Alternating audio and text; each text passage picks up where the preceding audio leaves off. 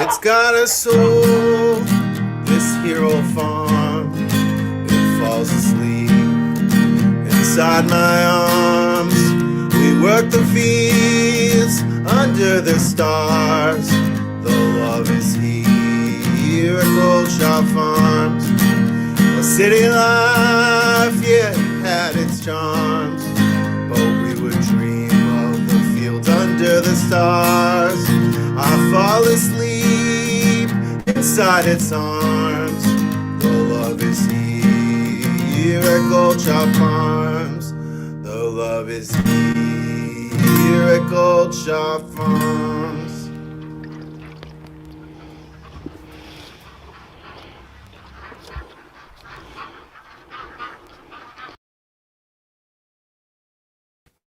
Hello, everybody. What's going on? Hang on a sec. I'm having a little goofy trouble here. I've changed up my streaming setup just a little bit since last time. And so if anything sounds weird or looks weird, or if I'm struggling to get that video off, just let me know and please bear with me. But I am excited to be here with you guys tonight for yet another farm meeting. This is like something that we do every single month. We always do it on the first Wednesday of the month. I try to come in here, hang out with you guys for the night, answer questions, talk about what's going on with the farm, like let you know some of the things I'm thinking about, like kind of just, this is like the time that we get to hang out and like get deeper on stuff that we might not necessarily have the time to get into in other situations and in other scenarios. And so, yeah, I'm really, really excited to be here with you guys tonight. I was trying to live stream to Instagram, but it's not working. And so unfortunately the Instagram folks won't be able to experience it, but folks on Facebook are here, folks on YouTube are here, and I have a black cherry Worcester water here. And I see Charlie's out in Wales. I see Katrina from Sow and Tear, who is out in California and one of our moderators. And so big shout out and thank you to all of our moderators who are here tonight. And so, yeah, let's get into it. And you know what? I'm actually, so, all right, let me explain what's going on just so you guys aren't like, it's like a big mystery. So the way this works is I actually have like a teleprompter now here in my office. And here, I'm going to put it on my phone so you can kind of like see it. Let me see if I can do this right.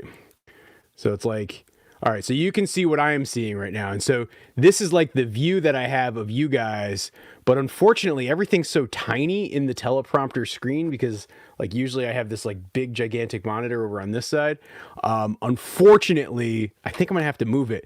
I liked it because it let me like look at your chat and like talk to you guys with without like having to like look off screen and look away. But unfortunately, it just like, I don't know, it's just not quite big enough. And so I am not going to do that, and I'm going to go back to like my normal way I do it, and I'll be looking off to the side, but it'll be way, way easier and way, way more productive. If you guys have questions, much like our good friend Sarah here is doing, just put them in all caps. It makes it way, way easier for me to see. And Sarah, I am doing 100%. I am feeling great. I had like a cold of some sort. Like it really wasn't that significant. There's like 2 days where I was absolutely miserable. And one of those 2 days was when I shot that video last week. But then after that, I was on the mend pretty quickly. And yeah, so I am 100% at this point. But yeah, things are good. I got Maria from Barry. Hey, what's going on, Maria? Good to see you. We got Kestrel. What's going on? Hey, Oxford, Massachusetts, checking in with Norma Jean in the house. Polar, yeah, exactly. Worcester water. All right, so some people have actually asked me this. Why do I call this Worcester water? And much like Pepper Jack's saying, it's from Worcester, Massachusetts, and so it gets called Worcester water. It's pretty much my favorite like beverage. Like, you know, I'm a pretty big water drinker. I am a big fan of tea. I've become a big fan of coffee late in life. But yeah, my go-to like for one of these is always like sipping on a Worcester water. I've got some tea like on the back burner if I need it. But yeah. Hey, what's going on, Liz? Aloha to you. Let's see. Charlie's checking in with a really good question here. Okay, so I have still had some issues with vets. I have like an emergency backup option now, so that's the good news. I don't have somebody who's like available to do things like pregnancy checks and that sort of thing, but like if I have an extreme emergency, I do have an option that I can now call. But Charlie is asking, am I going to be castrating bull calves if I have bull calves where there's, pretty high probability that sometime in the spring I will have at least one, if not as many as like 3 or 4 bull calves born on the farm. And if that's the case, how am I going to castrate? So what I'm going to be doing is actually banding them very, very shortly after birth. Number one, the mothers have become very, very comfortable with me at this point, and so I think I'll be able to get in there and work with the cattle much more than I have in years past. And so that's kind of step one. Then step two is I'm going to like basically add the band in the first couple of days, and if I do it properly right out of the gate, I won't need to castrate them. And so that is actually my plan to address that one, Charlie. Nothing like a good castration question to kick off the live stream, eh? What's going on, Deb? Good to see you. Yeah, I know, Texas roast. Like, and I feel so. I don't know. I'm gonna get this figured out in a way because it's like it would actually be big enough if I could make other windows like certain sizes or like break apart certain windows. And so I probably need to do more research and figure out how some of this stuff works. But yeah, it helps a lot. I think actually the main reason I've got the teleprompter now is I don't know if you guys have been watching my new channel. And please, to the moderators, do not post a link in the new channel. Do not do that. Like, I don't want to there's a whole algorithm data thing about why it is. If you're looking for the new channel, just look for my name and it should pop up pretty quickly. But on the new channel, I do so much stuff. Like I'm getting ready to do another farm crimes. Actually, the video I'm putting out next week is like a half an hour documentary like video essay thing that kind of talks about the Challenger disaster and how it led to space billionaires. And so there's so much research and like stuff. I actually am like writing scripts that having a teleprompter actually comes in handy. But then the bonus is I can maybe use it on live streams. What's going on, Homesteading Hustle, live from Vermont or from Minnesota? Good to see you guys. Yeah, George, I'm feeling like I said, 100%. So things are good. Actually, I will say I shot a video this morning, and you'll see like in the video I shot this morning, I was like in just such an incredibly good mood. Like I don't know, there's something about it like just sort of springing my step. I think it's because it's starting to get lighter earlier and it's getting darker later, and like just the sunlight. We're really starting to get the benefit of getting into almost spring, even though we got a couple more months to go. And I don't know, it just for me. It just has a boost to the mood. I actually like the kind of the dormant winter period, but things become much more chill. Things become much more low key, and then when the sun comes out, like yeah, it's go time. And so yeah, who is all living with the weird chickens now? So the weird chickens, Edna, are now comprised of we've got Bet, the white silky. We've got Lavender Brown, who's like the lavender silky. We've got Carmen, who is the black cochin. She's not technically a weird chicken, but she's been fitting in pretty well with the weird chickens. And then we have what's her name? His name, Mr. Frizzle, who's our rooster. And so it's those 4 are now our weird chickens. They're currently living with the they're actually living by themselves. They're living in the brooder house, so like the structure that I usually use when I'm brooding goslings and chicks and that sort of thing. They're actually going to be living. They've been living in there for the winter, and I'll move them out of there in the spring to a new spot that I'm going to be setting up for them. But that's what they're doing right now. All right, what else we got? Hey, Carol Newsom, good to see ya. Oh yeah, guys. I thank you for reminding me, Carol and Katrina. I know you're out in California. I hope you guys are okay. Yeah, I was actually just talking to a buddy of mine who's in Los Angeles just earlier this afternoon, and yeah, it sounds insane there. And so I hope everybody's okay. If you're not, please let me know. Or if you need anything, let me know. That is. That is it's a rough situation. I mean, when you get those weather events where you're getting that much water in that small period of time and you don't necessarily have kind of the earthworks or vegetation to absorb it all, it can be scary. So please hang in there, be safe. Don't take risks. I think that's always like one of the biggest things is like folks will take risks where they, think they can stick something out, and then that's when the real problems hit. So if you're getting told to like evacuate, like really, the tragedy of losing your property, your possessions, that sort of thing is horrible, but it's not worse than losing your life. So just keep that in mind. What's going on, Kim in Quebec? Good to see you. Actually, yeah. Very soon, actually, Allison and I are doing a little Canadian road trip. I'm looking forward to it. It should be fun. Hey, Caden. The new cows are working out great. So, for those of you guys, I think most of you will probably know this.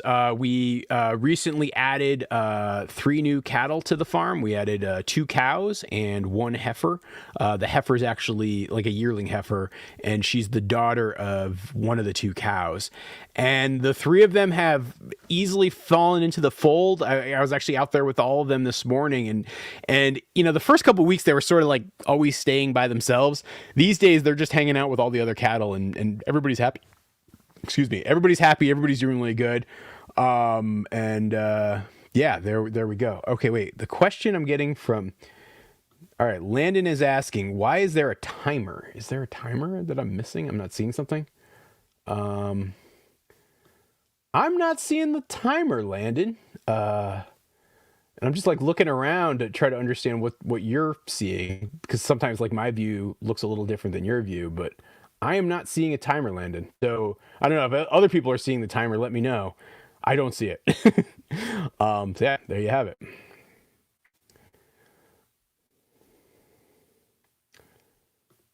Going through that myself. Oh, okay. Oh, well, glad to hear that, Scott. Why is Carmen living... Finn the cat. Hey, what's going on, Finn? Good to see you, pal. Why is Carmen living with the weird chickens? Is it so she and Mr. Frizzle can get to know one another? So it's actually a couple of reasons. So number one, Carmen is a cochin chicken. Cochin chickens are actually really broody. They have a tendency to be really good mothers, and so much like the silky chickens, they're good on sitting eggs. And part of the experiment I'm going to be trying to do later this year with the silkies is I'm going to actually have them do more hatching. And not just their own eggs, but other eggs as well. But yes, I am actually curious to see like what would a cross between Carmen and Mr. Frizzle look like. And so I'm keeping her with them, and I'll have her brooding as well. But yeah, she's a really good broody mom. She's hatched out chicks before, and so yeah, that is why. Oh yes, RJ, I will be there. Yeah. Actually, I should mention this too. So, usually like each year I try to like pick a charity and do a fundraiser. Last year it was Vermont Food Bank, and so whenever I do live streams, like I don't like to do like super chats where you guys like give me money just for talking or like trying to get my attention. But what I did want to do is actually have like fundraisers. And so last year it was for the Vermont Food Bank. This year is actually for Peacham Community Housing. Peacham Community Housing is this nonprofit I'm actually on the board of. And the mission is really to kind of focus on supporting and improving the community here in Peacham, really focus on driving affordable housing, in a rural community, which is like a really, really difficult thing to do. We also manage a couple of properties like some of the affordable housing we already have here in Peacham, as well as like the owners of the building that owns like our cafe, which is like a community resource. And so that's actually going to be the nonprofit that we're promoting this year. And so you'll see. And if you want to get attention or if you want to donate, please by all means go for it. But yeah, that's when you see Peacham Community Housing, that is what it's all about. And yeah. So yeah, but yes, RJ, I will also be at the cafe, or at the carnival. Each year we do like this winter carnival in February. It's a lot of fun. Like there's dog sled racing. I think my buddy Alfred this year is going to be going around the center of Peacham with like his tractor, and he's going to have like a sled that he's pulling behind, or a wagon, is one of the two. And it should be fun, like giving you like rides around town. So it should be a lot of fun. You should check it out. Haven, yes, I am going to be taking orders for pork. I'm probably gonna. I gotta get like my website, some stuff set up. I've been a little bit lackadaisical on doing that as well as the soap stuff, but I really do need to turn my attention to it. The answer to what have I been putting my attention to? It's actually been two things. One has been the writing of the new Lil Barn Cat book. I've been like all in on that thing, working on it every single day. I'd say it's like at the 95% mark, probably 90% mark, because there's still, I keep adding more story to it. I am going to be so proud of this book when it comes out. I'm super excited about it, but it's been taking my attention, and so I haven't been doing things like getting my website updated. But I will be taking pork orders soon. And yeah, we'll be selling them as either halves or wholes. I haven't set the exact price yet, but it'll probably be somewhere in the neighborhood of like $5.50 a pound, maybe $6 a pound, something like that. But yeah, it's going to be a lot of fun. And yes, you'll be able to get pork, and you'll be able to come to the farm to pick your pork up, and it'll be really cool. Hey Bjorn, what's going on? So we're not going to paint the barn. We're going to stain the barn. So the plan is with the new barn that probably late summer, we're going to be staining it. I wanted to give it a year just to get a little bit of a patina so it didn't look like just brand new wood. But we're going to be doing pretty much just a clear coat stain to kind of preserve what it sort of almost patinas to. And so that's going to be happening later this summer, like like I'd say like August, September-ish time period is what we're looking at right now. No Texas roast. I have not gotten any goose eggs yet. I've actually been hoping that it would come. I'm doing checks every single day. The geese are like mating like crazy. Here, I'm actually going to throw some footage into the mix so you guys can see what I'm talking about. Now that I've got the bigger screen again, it's actually easier to play video, so I will. By the way, I don't know if you guys noticed this in the opening of today's live stream, but I accidentally ran the opener from the winter of 2021, and it's just crazy to see how different everything looks with like the old hoop coop, and just like, I don't know, it's always so much fun to go look at things like that, and it feels like a time warp. And actually one thing I'm really excited about is tomorrow I'm going to be debuting a new video. It's going to be a farm tour, but it'll be a 360 farm tour. And so for folks who are getting like the new Oculus headsets, or if you've like went really crazy and got the Apple Vision Pro, if you want to like feel like you're visiting the farm, you're going to want to watch this video. I was actually just previewing it earlier today downstairs on my Oculus. I have like an Oculus 2, and it's so much fun. And I got to say, when I watch the older videos, like I've done videos now that are 360 for a couple of years, when I watch the older ones, it genuinely feels like I'm like time traveling back to a time long gone on the farm. Like I see, like there's one video where like Toby's a puppy, and I swear I almost want to cry when I see it. I've also seen like a video where like Molly's hanging around, and just, yeah, and it's just like you're there, and it's fun to watch it on a computer. It's actually better if you're watching it on a phone or a tablet, because you can like kind of move the phone or tablet around. But if you're in a headset, it's insane. I love watching 360 videos. It's so much fun. And I'm not going to talk about this yet, but there's going to be something on that front coming with the farm in the next few months, which it's going to be really exciting. So yeah, so there you have it. All right, let me get some footage. I wanted to actually get you guys some footage and show you some things that are going on at the farm that I shot just this morning. So please bear with me as I multitask here. Dog cat farm, that's the one. B camera.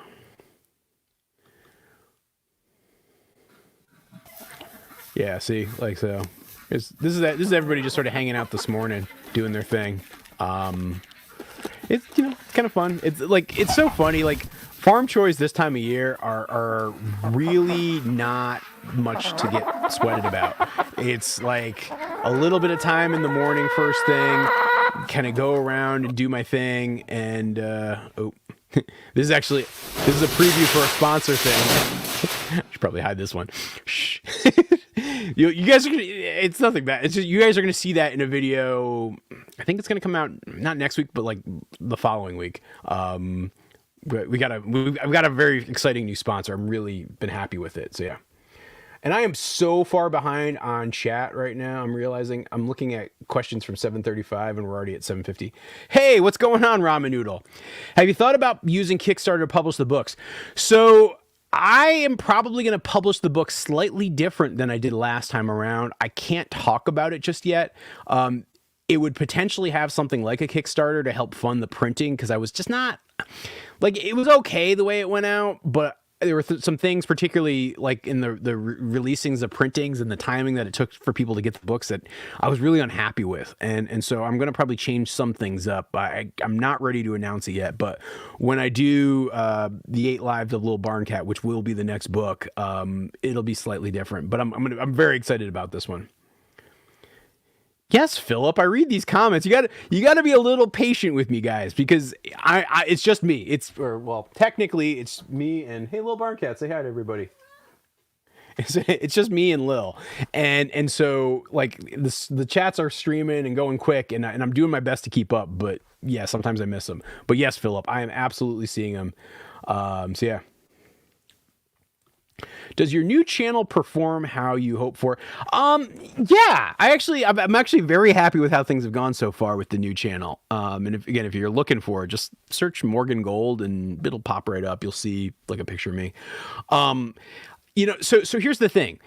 The reason I started that channel is very much because I wanted an outlet that I could just kind of go wild and create like any sort of video I wanted. And I really try to, like, on this channel, give you guys just like a very much a focus on the farm and like, kind of stories from the farm. And like, that's what it's all about. The other channel is like, this is like stuff I'm thinking about. Like, for example, the last couple of videos I've made a video about using beavers that are dropped from parachute to fight wildfires. I did a video about the ethics of using AI in art. I did a video about why shopping has become horrible. It's probably actually my favorite video I've done so far.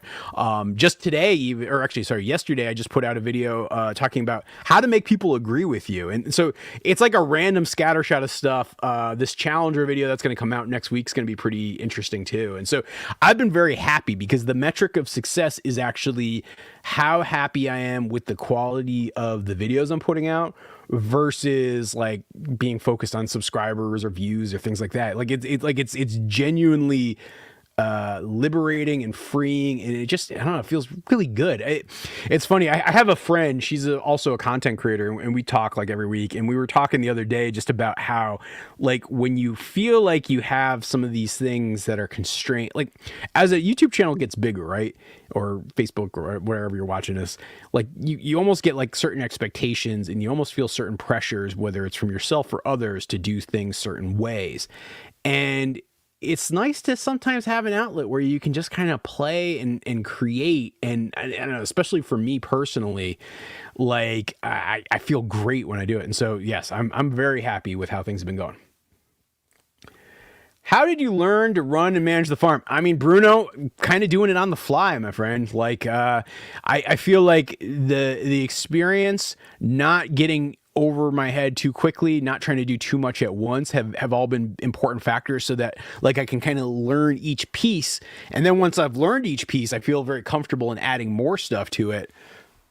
But for the most part, it's just been about going step by step. There was like really no magic. I mean, I watched a lot of YouTube videos. I listened to a ton of podcasts. I've read a whole bunch of books. Those have all been useful. But honestly, the biggest and best way to learn has been just by doing. Okay, Creative Fun Stuff is asking how to tell if my duck is a boy or a girl. Well, let me help you with this, because I actually can give you some answers that are going to be useful. It's hard to tell when they're ducklings, first off. So like when they're first hatched, like in the first 2 or 3 days is actually the easiest, when you can actually flip them over and do something known as vent sexing. And I'm going to actually pull up some photos to help me answer this question a little bit. But basically what you're doing is you're flipping them over, looking for the little hole underneath, like under their bottom undercarriage, which is what's known as the vent. And you're like putting ever so slight pressure on it to look to see if you see a penis. Like that's really what it comes down to. And it's hard to do. I have been trying to do it for years now, and I would say I probably have about 75% accuracy, which, when you think about the fact that it's usually a 50-50 chance of male or female, is not very good, and I really don't rely on vent sexing ducklings to tell the difference. And hold on, I'm actually, all right, yeah, yep, all right, I found some pictures. I think I can show these. I don't know. I should be able to. This is, I mean, this is extremely, I feel like this is absolutely in the spirit of education. So I don't think I'm going to get in trouble for showing this. But basically, if you look at this image right here, you can kind of see it. I'm zooming in. But like, yeah, you're basically looking underneath the duckling and to see if you can see the penis or not. It's really hard to do. Like I said, it's very, very hard to do. And so your odds of doing it are going to be very, very slim. And so I don't know, Creative Fun, how old your ducklings are or ducks are, but that's issue number one. Number two, the two easiest factors I find to determine between a drake and a hen, a drake being a male, a hen being a female, is with the drakes, you're going to actually see that they have like a feather on their tail that kind of curls up. And I'm going to show you a picture of that in a second here. And if you look at your birds and you look for that curly tail, that is honestly the easiest way to do it. Ah, this is perfect. And so to give you an example of what I mean, I'm going to share this image right here, and you can see it. Like look at this this nice drake right here. And yeah, usually like they're going to start to show this feather probably between 6 and 8 weeks old. And so you don't have to wait too long. But I don't know if you guys can see this, like right where the arrow is. Like, do you see that? Like, see how that curls up like that? On a female, it's not going to do that. On a male, it's going to do that. And so that is number one, the easiest way to do it. And to see if it's a male or a female, and just visually. And so usually, like with adult ducks, I can tell you if it's a drake or a female very quickly. Certain breeds have different patterning too. So for example, like a khaki Campbell drake. Hang on.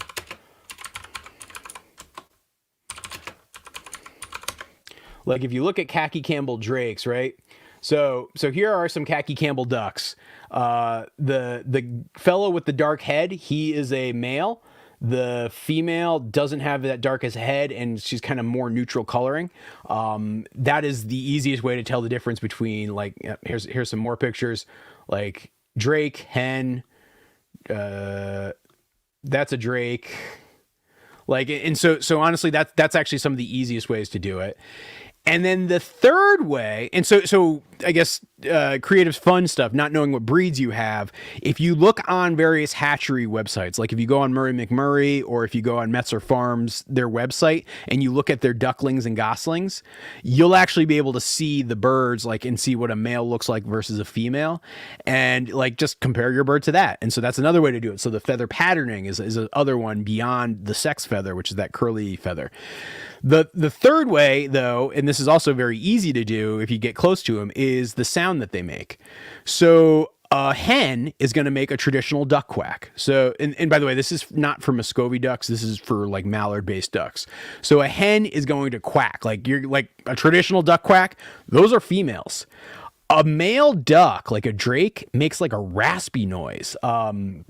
Like it's like I've done it in videos before and like recorded it. Let me see if I can find the sound of a drake duck. But basically that okay, all right. This is actually pretty good. I'm not sure if you guys are gonna be able to hear this or not. Hold on. I'm just trying to present this. And yeah, and creative fun stuff. I'm trying to give you the best possible answer. And I know that means I'm ignoring everybody else's questions, but I'm going to keep getting to questions. So bear with me. But this, I feel like creative fun stuff asked a great question, and I want to give them the best possible answer here. Okay. So I don't know if you guys can hear this or not.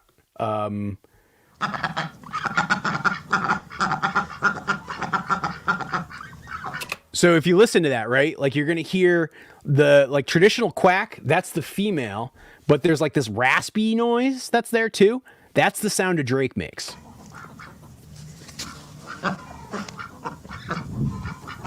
That noise right there. So that's also another thing to look for. And I don't know. Hold on. I'm going to jump way ahead and I'm skipping a whole bunch of questions, but yeah, it's like he's You nailed it, Sarah. That's exactly right. It's like he's gargling. And by the way, I just jumped. Hey, what's going on? My buddy Ethan from 180 Degrees, or maybe that's Sarah. But yeah, I am just here. So yeah, so I think that answers it. And there we go. Are you going to visit Vanessa in Canada? Oh yeah, Vanessa. Yeah, I was like, oh yeah. I'm not going to visit Vanessa Ramen Noodle, but there is. I'm not going to say anything, but we're working on something. We're working on something. Stay tuned for that. Hey, what's going on, Danny at Wicked Awesome Gardening? Another good pal. Wow, Scott from 2 Quacks and 5 Clucks. This is like, it's so funny. One of the coolest things about making videos is you get to know like a lot of other folks who make videos, and like, just like there is like a community of folks, and it's just so cool when you see them pop up in chats and conversations. And so yeah, you should check all these folks out. Yes, and like Katrina said, please be patient with me. I'm doing my best. I'm gonna keep going through here, looking for some highlighted questions, doing my best to keep up. Okay, Matthew Mack asks, how is Ralph doing? Ralph the duck is doing great. He has completely fit into the rest of the flock. For those of you guys who don't know, Ralph is he's actually like a call duck, so he's much smaller than my other ducks. I actually got some footage that I shot today of hanging out with Ralphie boy. Let me see if I can dig this up.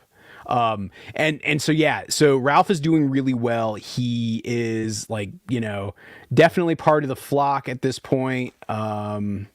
He is, hang on a sec. This is actually some other activity that you boys saw. Tussling. I was sort of hanging out in the yard this morning with Ginny, and you see Macho Man and Joey Ramone, doing their thing. But yeah, like Ralph is good. He, I know everybody wants him to like mate with the ladies. I don't think it's going to happen, to be quite honest. I don't think Ralph is going to mate with him. Let's see if we can spot Ralph. There he is. He's like right there in the front. Boom. He's much smaller than all the other ducks, but he doesn't get picked on. He like actually fits in really well. The geese leave him alone. The chickens leave him alone. The ducks accept him, and he seems like he's a pretty happy duck, which is good because he was a rescue situation. Some neighbors had him and they didn't know what to do with him because they had too many drakes. And I was like, usually I don't try to take on extra drakes, but I don't know. I liked him, and so that's why he's here with the crew.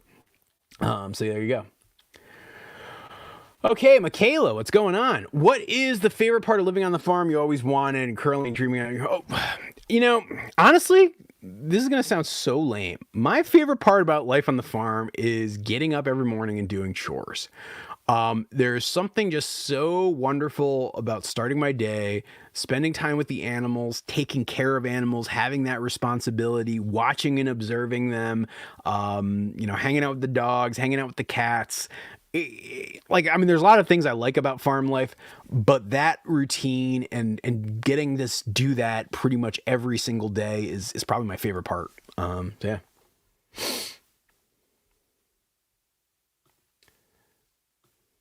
What's the plan for the pond this spring? So Amy Ray, the plan for the pond is I'm going to be trying to run a line of spring water. So there's that spring that I have in the woods. It's probably, I don't know, about 1,000 feet away from where the pond actually is. And I'm going to try to run a hose that's siphoning and just kind of constantly drawing water from the spring and have it feed basically this water trough that I'll be able to use with the animals. But then when the water trough overflows, it's going to overflow into the pond. And then when the pond overflows, it's going to overflow into this like drainage channel I have, and if the drainage channel overflows, then that's going to overflow into the stream. And so it like in like the wetlands that I have like to the south side of the farm, and so it's going to kind of create this loop, basically going back almost right to where the spring kind of came from in that same direction. And so that's going to be my plan, is to kind of create that circle. So there you go. All right, I'm gonna keep. I know I'm still so far behind.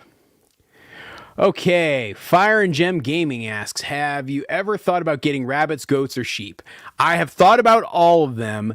I will never, ever, ever get goats. I probably won't get rabbits just because Allison would fall in love with the rabbits, and then we'd have like 1,000 rabbits and not know what to do with them. And then as far as sheep go, I was actually seriously thinking about adding sheep to the farm this year. I've made the decision not to do that, but I would not say that, like, I mean, 3 years out, I would not be shocked if I had sheep. The reason I said no to the sheep is because I wanted to, rather than keep expanding and keep doing more, I wanted to focus on getting better at some of the things that I'm doing, particularly improving how I graze and work with the cattle and getting that together. I wanted to expand out my cattle herd, and I decided that I actually wanted to continue to raise pigs. And so the combination of those things has me saying, hey, if I added sheep to the mix too, that'd be like one too many things that I'm adding in, and so I've opted not to do that. Okay, let's see what else we got here.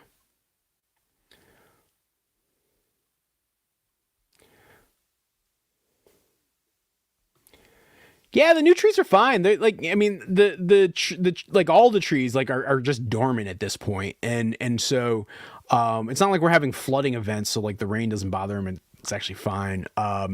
I think the one downside is the snowpack is still not all that great. Like I would be shocked if we had a foot of snow on pasture at this point. And ideally we're getting like 3 or 4 feet of snow, and like we have a big snowpack, so it's like really high up. And when that happens, the benefit of that is it will melt off slowly, and like as the trees are becoming undormant, it's adding more water to those trees, and so it's helping them get a really good start in the spring. I'm not sure we're going to have as good of that this year, and so that's the one downside. Okay, wait, all right. Christopher has a long one here. You really do a good job conveying. Oh, thank you, Christopher. That's very nice. Oh, well, those are very kind words. Thank you, Christopher. Very, very much appreciated.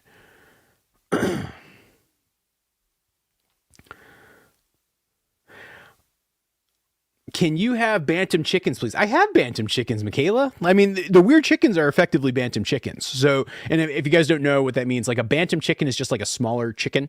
And all of my silkies are effectively bantams. Rosie and Rosette, who passed away, they were actually kind of true bantams. But yeah, I consider the silkies bantams. Ezra, I don't think I'm gonna like rush to get call ducks. If an opportunity popped up and like it felt right, I might add a couple more. But right now, I'm not rushing to do it.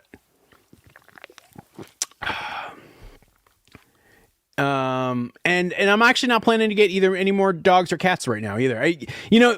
It's so funny. Like I think there's sometimes like a pressure for folks who like document kind of their farms and homesteads to like keep adding animals and keep doing stuff. And I mean, I guess I'm here to say I don't think you need to do that. And in fact, I think it's actually not necessarily always a good thing to do that. And so I don't have any intention of adding new dogs right now. I don't have any intentions of adding new cats right now. I'm not saying never, but just like right now, there's nothing that I'm planning or working on.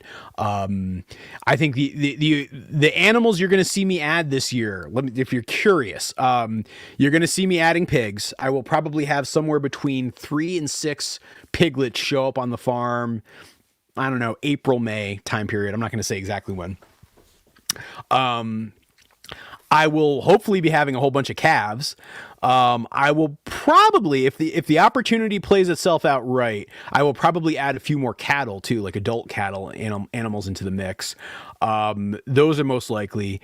I'm going to be hatching a lot of my own chickens this year. I'm sure my ducks are going to hatch their own ducklings again this year, and I'll be hatching a ton of goslings this year. And I might add some other birds, but I don't want to give any of that away just yet.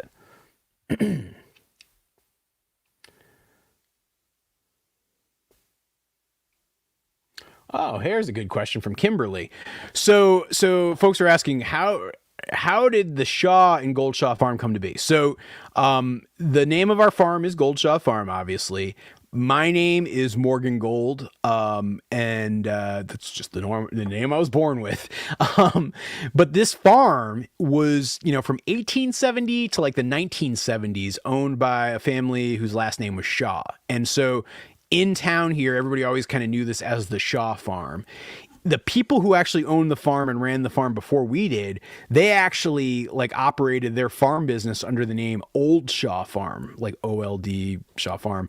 And so kind of as a joke, when we first bought the place, I said to Allison, oh, we should just add a G in front of the name and just turn it into Gold Shaw Farm. And we actually thought about it. We both kind of liked that. And so that's where it came from. So it's just simply taking kind of the old owners with us and kind of combining those names. And that's where the name comes from, and kind of like how the sound is. Hey Debbie, what's going on? Piper Lily, which I love to say. How did the names for the three new cows come about? I mean, they actually came from you guys. I think that first video I'd asked, hey, any suggestions for A names, and I got probably 100 A names for cattle in response to that video, different names. I mean, like, people did the same names multiple times. And basically Allison and I sat down and we looked at the list and we picked out a couple that we really liked the most. And so it ended up being Astrid, who's the largest one, Amelia, who I had originally thought, oh, it should be Amelia Earhart, but Allison said, no, I want it to be Amelia Bedelia. And so you might have actually seen me in one video call her Amelia Earhart, but actually her name is officially Amelia Bedelia now. And so that's where that came from. And then everybody wanted Alice, which I thought was a good name. And I decided to say, well, if it's going to be an Alice, I want it to be Alice B. Toklas, who, I don't know if you're a Gertrude Stein fan or fan of like Paris salons and stuff, you know all about Alice B. Toklas. And so that's how we got our three cow names, or two cows and a heifer.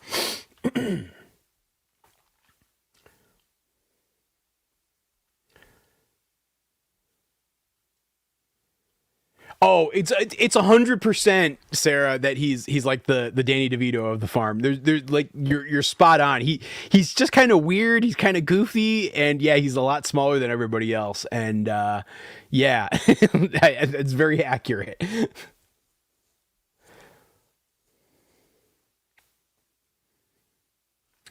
Oh, okay. So the book signing. It was actually cool. It was like I think about a dozen folks ended up showing up. I mean, we are in the middle of nowhere in like a town of 700 people, so I wasn't expecting a ton. But it was actually really fun because like we all kind of just sat around and had like a big conversation, and it was like almost like a book club. I absolutely loved it. I would totally do it again, except I'm really bad at organizing things. But if anybody has like book signings that they want me to do in their local area, shoot me a note. I'd want to kind of try to limit it to New England, but yeah, I probably will do some more. But it was a lot of fun.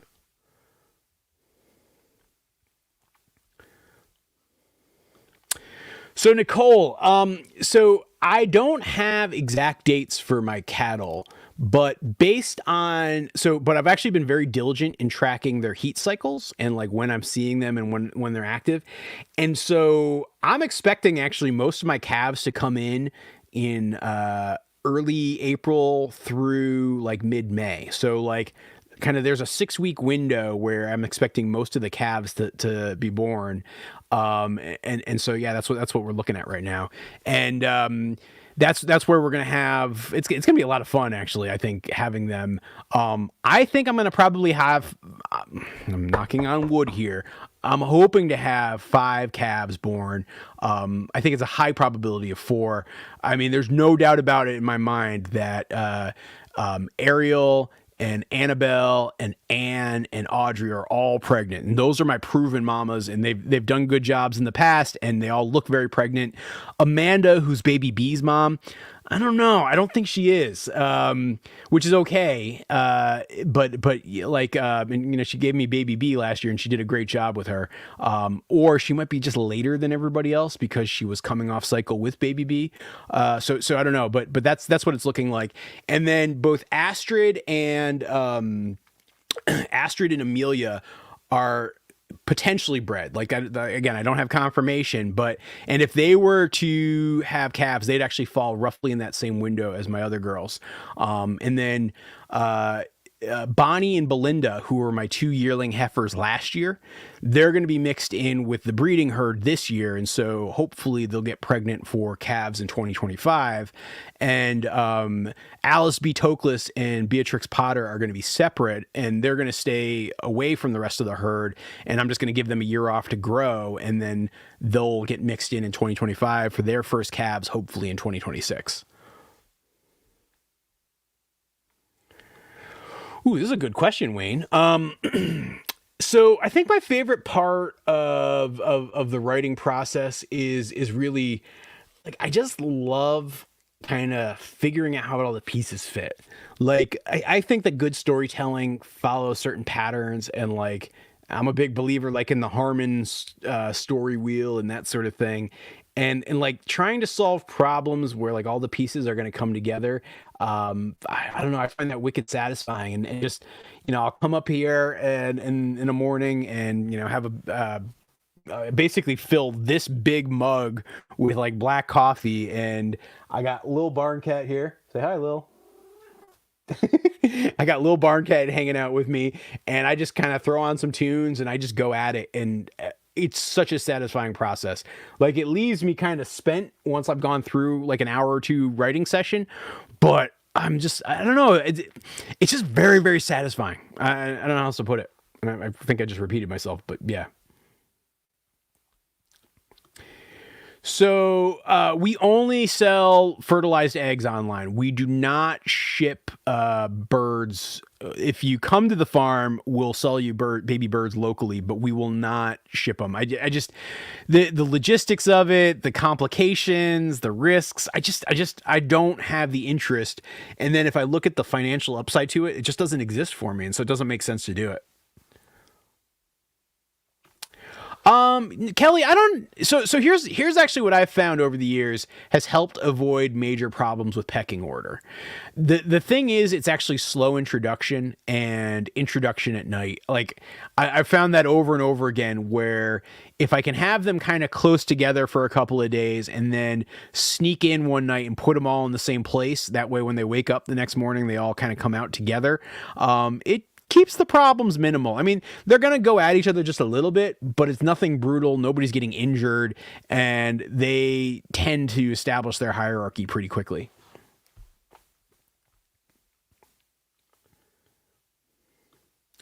Oh, Jimmy's asking me, as you scale up your herd of cattle, how large a herd do you want? Are you thinking?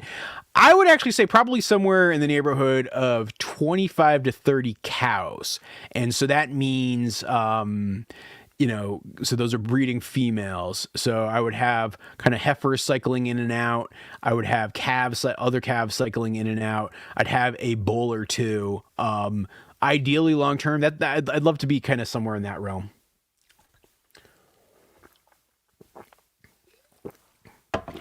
No, there is no change to boss cow status, Game Ed's tactics. Basically, Audrey remains boss cow. Even though Astrid is by far the biggest cow in the herd, Audrey is boss. Oh, Bruno, what's going on, buddy? Down in Argentina. Okay, so Bruno is asking a question of how do I get the camera to focus in on me? I actually have it right here. So, gosh, I got this about 3 months ago. It's a camera. It's the camera is called the Insta360 Go. And what's really cool about it is it's got a gimbal. And so the quality is actually very good. Like I'd say the quality is not quite as good as my Sony cameras, but it is better than like a GoPro. And what's really cool about it is it has this feature. Let's see if I can activate it while I'm talking to you guys. There we go. Where you can actually make it track you. And so I don't know if you guys can see this here. Like it's basically as I move it around, basically what happens is once I have it set in this mode, it's focusing on my face. And so as I move my head, the camera itself is going to move. I don't know. You get that? So to answer your question, Bruno, that is actually how I'm doing it. And it's an awesome camera. I love it. Honestly, if there are folks out there looking for a camera upgrade, like for like shooting videos, and like you're looking for something in the say $500 to $1,000 range for a camera, actually I would say this is probably the best camera you can get under $1,500. Like if you had a budget of less than $1,500, this is by far, I think, the best camera, particularly for vlogging, or if you're doing farm videos or homestead videos, like anything like that. This is the best camera you can get right now. If your budget is more than 500, because I think this costs, like if you get the creator kit, which I'd strongly recommend because it comes with this extra battery handle, which is super useful and gives it a lot more shooting time, and it comes with this wireless mic, which you guys probably see me wearing in videos. Like all of this, I strongly recommend. I actually think that this is like, I think the whole package costs like $600 or something these days, and so if you're in that budget range, it's the best you can do. Like if you've got like $2,000 and you have like removable lenses already, or you have the money to also buy lenses, then something like the Sony ZV-1E is probably better. But if I was just going to have one camera, less than $1,500, it's like, it's not even a question for me at this point that I would go with this one. And so Bruno, that's how I'm doing it.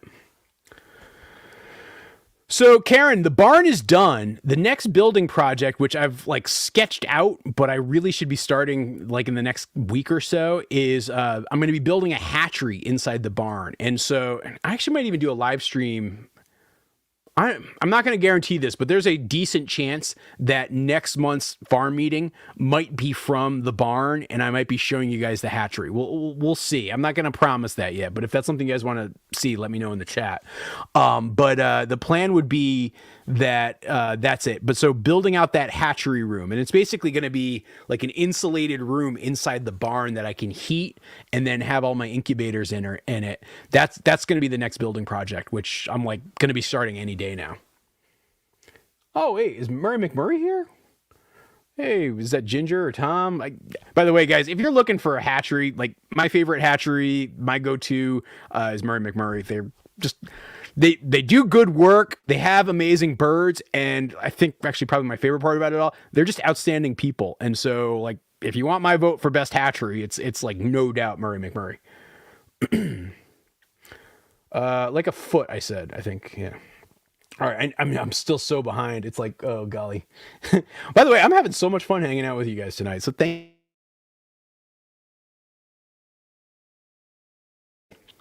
Your cats look like they wanted special treats in latest week. Will you give, please?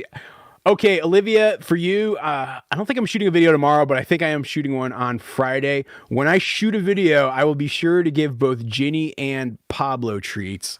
But since we're just hanging out here right now, and I don't know, do I have treats handy? Did I run out of treats up here? Well, oh, I do have treats. Hang on. All right, Olivia, this one's for you. Ooh, Lil's happy. Lil's been sleeping most of the show, but look, she's like waking up. She's like, oh, she knows what time it is.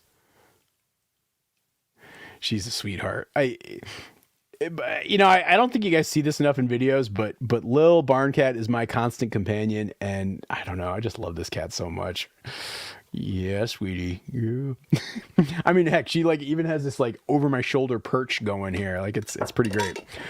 So there you go, Olivia. Some cat treats for Olivia. Of course, now Lil's like, give me more. That woke you up, huh?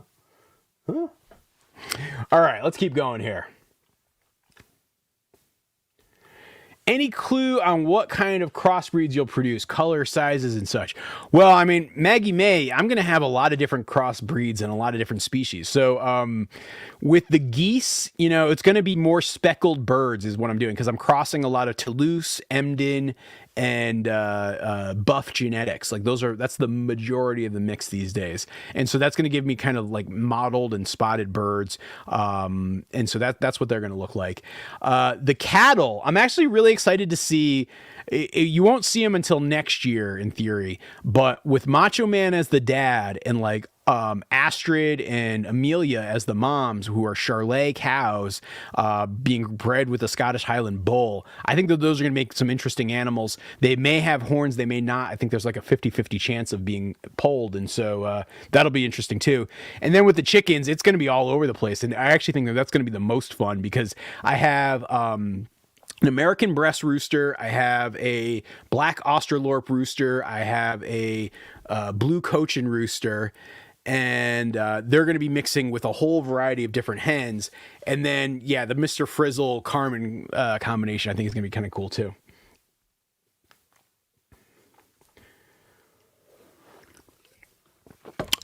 Okay, here's something funny, and there's actually very much a reason why I did not pick this name. And I'm not even saying this name because if I say it, and people complain about this every time I say this name in a video, because it will, if they have one of these things at home, it will actually trigger it. and so the reason I didn't do it was exactly that reason. So and tear. But it's a really, I actually think it'd be a funny idea too. Yeah, so the new cows were bred with a Charolais bull, and so their offspring will not be hybrids this year. Their offspring would be, they're not registered, but like pure Charolais. I would do Brookline. I haven't been to Brookline Booksmiths in years. I used to live not too far from Brookline Booksmiths, actually, because I actually used to live I lived in like the Fens area in Boston for a while, and then I also lived like in Mission Hill. And so yeah, that would be actually. I don't have the connections or the ability to like kind of get it all set up, but if like somebody were to approach me about it, I would 100% do that one, no doubt about it.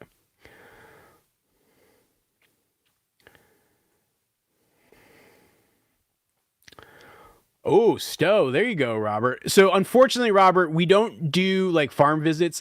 The only times that we ever like really like have folks come to the farm is when we do like pickups for the goose sales, and we'll do pickups for the pork sales this year. But we don't do, just only because it's like a time thing and scheduling thing, and just it just gets yeah, unfortunately I can't support it right now. Maybe someday though, but for right now I just don't have the time for doing the visits and being open for the visits. Okay, let's keep going here. All right, what do you have? Okay, RJ's asking, when do you plan to tap your maple trees to begin sugaring this season? I don't know. I mean, I actually was seriously thinking about doing it this week because it's looking like come like Sunday, I think we're going to start having sap running. Like I know some of my friends who do like larger scale production, they're expecting the sap to run. So I'll probably do it in the next couple of weeks because I don't know, this has just been such a weird, mild winter that it's going to be there. I'm going to be changing up my sugaring just a little bit this year. So I've traditionally used the metal buckets. I'm actually not going to be using any of the metal buckets this year. Last year I tested out the lines, and I really liked using the sap lines. It made it so much more efficient, and particularly with the new sap boiler that I got last year, I think it's going to be great combination. I'll be making a lot more maple syrup this year, and so yeah, I'll end up doing a video about it too, where I go out and put in all the lines, and you can see what that's all about. No, Jill, it's really not an issue at all. So with heifer calves, you have to be a little careful. You want to give them time to develop and get big enough. But with the boys, there's no risk because they're not, and because the reason you want the heifers to get big is that you can have like a lot of problems in delivery, and their birth canal might not be wide enough, and so you don't want to risk it and have too young a heifer. And that's why like I didn't breed Bonnie or Belinda last year, and I won't breed Baby B or Astra or Alice this year. And so that's the issue. With the boys, there's no issue. As long as they can reach, there's no problem. And so Macho Man, I saw him putting in the work last year, and it seemed like he could reach just fine. And I've also noticed, and this is why I'm actually very confident that my cows are pregnant. So You actually get to, once you spend some time with them, you get to know when your cows are in heat and when they're not. And pretty much after, I want to say it was like the last week of July, none of my mature cows went into heat, and they haven't since then. I mean, so we're talking, 6 months now without seeing them go into heat. And so that would say that, we're on course for actually more than 6 months. We're on course for having calves. Oh, Copper Kettle Farm, what's going on? Good to see you. Yeah, everybody's coming out tonight. This is so much fun. By the way, I do want to shout out. I was just watching their video. So 180 Degrees is like back to making videos again on the regular, and they're really good. It's interesting because they've been like living off grid for the last, I don't know, what's it been, 3 years now, guys? Which is crazy because time just seems to fly. And yeah, they're kind of telling the story of what they've been up to, and it's really really well done. So you should check that out if you're curious.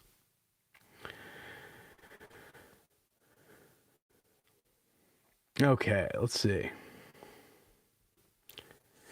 I'm gonna put the cattle on new pasture this year. So, my grazing plan is the main herd, which will consist of all of my adult cows, all of my like calves that are born this year, and Macho Man, and probably Joey Ramone. They're all gonna be in the upper pasture, like so the big pasture that I fenced in last year. They're gonna spend the entire summer up there. Both Alice and Baby B and maybe Joey Ramone. I haven't made up my mind on this one yet. They're going to spend their time down in the lower pasture, and so they'll be separate from everybody else. And so that's the current plan there. Oh, naked gardeners are here too. What's going on, guys? If you get sheep, what breed or why? If I got sheep, I don't know. There's a couple of breeds I'm interested in, and so Navajo Churro and Icelandics are probably the two that I favor the most, and it's because they're good, rugged, less parasite prone, and more winter hardy. I think the downsides with them is they tend to be a little bit lighter than other breeds from a meat perspective, and so it's harder to be profitable with them. But I've got a lot of friends who actually raise Icelandics, and I really like them, and so that would be the most likely if or when I end up getting it.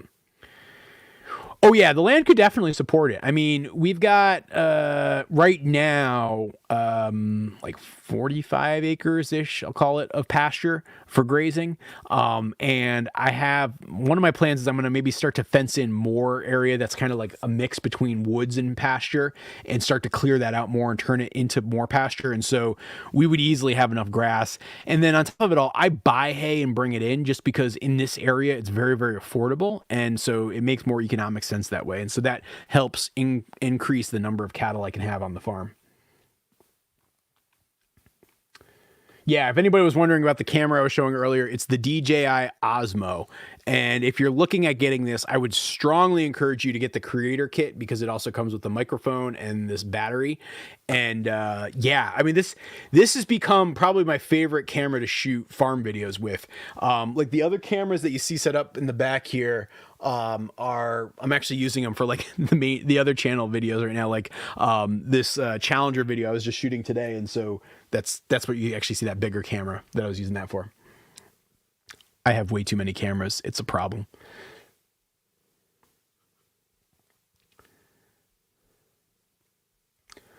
Okay, let's keep going here. Keep going. No, Autumn. Sadly, Molly Murder Mittens is gone, and sometimes that is life.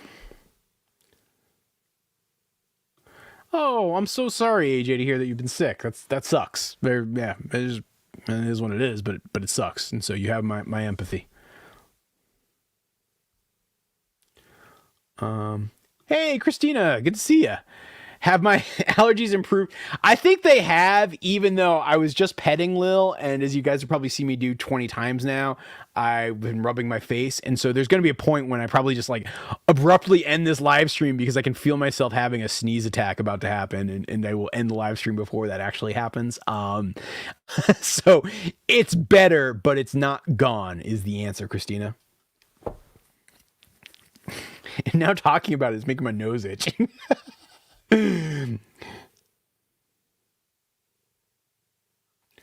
Why do I think that YouTube farmer in New York is so jealous of me? I don't even know who you're talking about. You'd have to tell me who that is. I don't know. I don't even know who that is. I'm curious though. Ezra, I don't like. Wait, I think I answered this already, but yeah, I don't plan on getting any more call ducks unless like a good opportunity pops up. You know, sometimes she will, especially if she thinks I have treats. Like, let's see if we can encourage her to do it. Here, or she'll come over here. Watch. I'm just taking out a couple treats. She'll come over, even though she's making biscuits right now. She'll jump down and then she'll probably climb up me.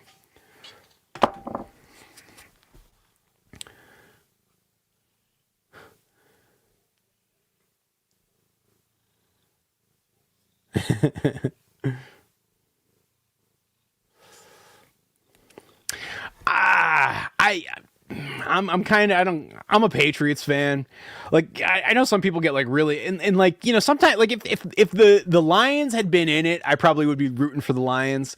Yep. Look who just joined me. Look who just joined me. Hi, sweetie pie. Here, you can have these treats. Here, why don't you come up so everybody can see you and say hi? So yeah, I would be like a Lions.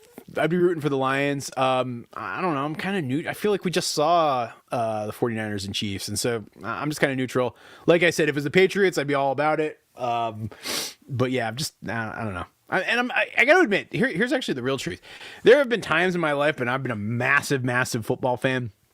I don't know. These days, there's something about it. Like, actually, I mean, you know, I think I enjoy watching basketball. I enjoy watching baseball, and I enjoy definitely watching hockey more than football these days. Like, I think actually football has become my least favorite of the four major sports.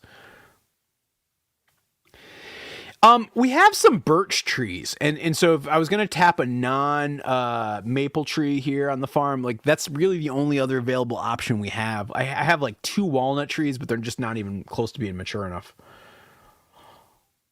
Oh, that makes me so happy, Deborah. I'm glad you like it. And by the way, I should probably do a commercial. If you guys want to check out my first book, it's Toby Dog of Goldshaw Farm. I actually have a copy of it right here. There's actually a special preprint preview copy, but because I had to give away all my other hardcover copies. But yeah, Toby Dog of Goldshaw Farm. It's available in print, like either paperback or hardcover. There's also a Kindle version, and there's also an Audible audio version. All of them are available right now. You can get it, like, heck, if you get the audio version, you could be listening into it as a bedtime story before the night's done. And so, yeah, please, by all means, check it out. Help support the farm, show some love to the animals. And I don't know, I think it's actually been a pretty good story. The reviews have been super solid. You guys have been so kind in what you've said about the book. It is very much like a chapter book. It's written for like kind of 8-year-olds and up.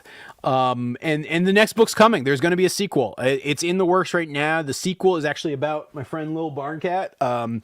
The working title is The 8 Lives of Lil Barncat. And it's a little bit about her accident and what happened to her, and actually some adventures that she and the other animals have. I don't want to spoil it or give anything away, but yeah. So check it out. Toby Dog of Goldshaw Farm. I'm going to drop it right here in the chat if you want to get it. It's available right on Amazon. It's only through Amazon, actually, which, back to something I said earlier, is one of the things I want to try to change. But yeah, check it out. Toby Dog of Goldshaw Farm. Okay. Okay, AJ. All right. I appreciate you bringing this up. Yeah, they did. And I mean, especially Robert Kraft was kind of at the center of all of that. And it was actually a really tough time because, you know, I was a teenager living in like the suburbs of Hartford at the time. And I was so rooting for it because I've always, ever since I was a little kid, been a big Pats fan. And yeah, it sucked. They screwed over Hartford. I don't know what you're going to do. I mean, I think the people of Hartford, and I consider myself a person from Hartford, so this is like self-directed to a certain extent, are kind of delusional at times about like kind of the role that town can play, like, and like they were never getting an NFL team. I don't know why they were thinking that was going to be the case. They couldn't even keep their hockey team, and believe me, that was a devastating day when the Whalers left Hartford, for me personally. I mean, I swore off watching hockey for darn near 20 years, but yeah, no, it's. So it was just a little less than 20 years, but yeah, I don't disagree with you, but I also kind of have let it go. I don't hold a grudge. Hey, what's going on? Jack from the Mindful Homestead, another awesome moderator. By the way, guys, just a shout out and love to all the moderators who are hanging out here tonight. If it wasn't for them, these live streams wouldn't be possible because they help kind of manage the chat and keep things from going crazy and dealing with trolls and all that good stuff. And so, yeah, that is basically a thank you to all of them. So, there's Jack from the Mindful Homestead, Danny from Wicked Awesome Gardening, Katrina from Sow and Tear. I'm trying to see who else I've seen here tonight, but yeah, seriously, all of them. Thank you. Okay. Jermaine asks, what are your thoughts on Dexter cattle, and would you buy some for your farm? So I was actually seriously thinking about adding Dexter cattle when I was like first thinking about adding cattle. That was actually the breed I was really targeting, but I didn't see any good options for bringing multiple animals onto the farm at that time. Unfortunately, actually some options popped up shortly after I bought my cows. And so I ended up going with the Highlands. I'm happy with my choice. But like if I had done it over again and I'd gotten the Dexters, I don't think I'd have been unhappy either. I'm not rushing to get them now because I don't know. I mean, I don't know why I'm not rushing to get them now. I guess I'm happy with the Highlands and I'm experimenting a little bit with the Charlet. And I guess that's where my focus has been so far. So yeah. Oh, thank you, Ramen Noodle. Oh, that makes me so happy to hear, Jack. That's exciting. Yeah, I mean, I genuinely tried to write it to you guys so that most of the chapters are a good, like, pre-bed story time length, and they kind of like fit together. So yeah, that is part of how I tried to write it.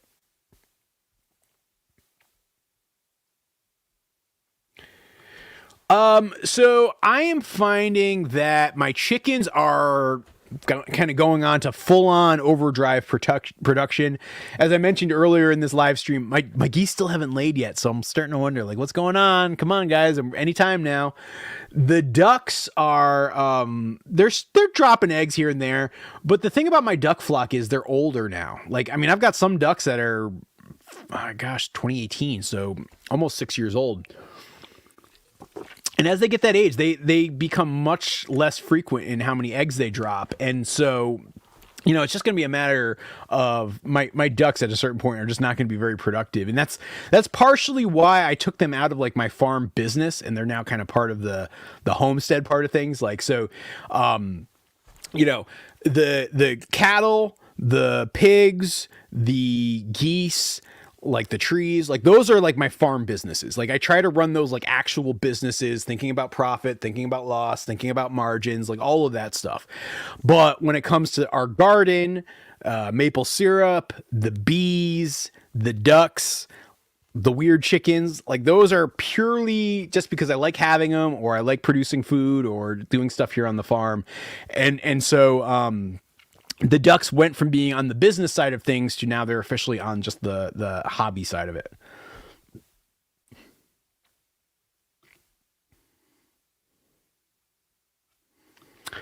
I am. So, my father is, kind of Russian, descended from Russian Jews.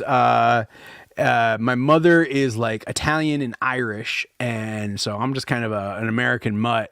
I wasn't raised religious, really. Kind of like when I was a kid, did like Hanukkah and Christmas at the same time, which was always kind of a little weird. When I went in high school, I actually got sent to Catholic school because I was kind of a little bit of a troublemaker. But I would not declare myself any religion at all. I'd say I'm kind of more atheist than anything else. You're not wrong, Danny. You are not wrong. I didn't know that you lived in Hartford. Oh, that's funny. I'm curious now where you lived. Yeah. So I will not breed the piglets this year. I'm going to be getting them actually from my friend Ben, who I got them from last year.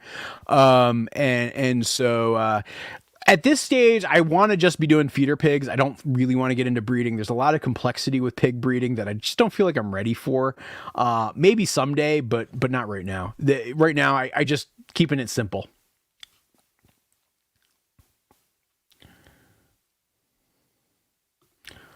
What's going on, Shift to Shape? All right.